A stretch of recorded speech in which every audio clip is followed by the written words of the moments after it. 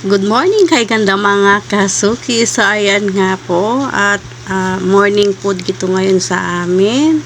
At syempre bago po ang lahat, magpasalamat po tayo sa ating mahal na poon na tayo ay gumigising sa araw-araw. At parati po tayo magpasalamat sa mga blessing na dumarating. Kaya lang nga po, ako ay lalabas na para sinanay naman ang pakainin at yung aking mga alagang pusa ayan ay tapos na po silang kumain ng kanilang almusal. Ayan, sila ay nagmuni-muni na sila dyan dito sa harap ng bahay. At yung aming ulam po pala ay inabraw.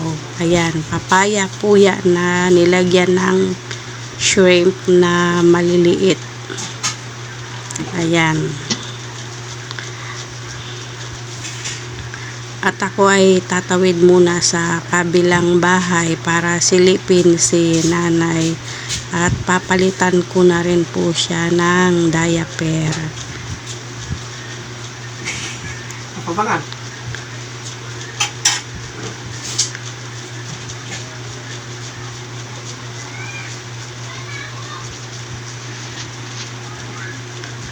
Ayan po, dito po yung kwarto ni nanay na meron kaming maliit na tindahan para kahit papaano ay makadagdag sa konsumo sa araw-araw.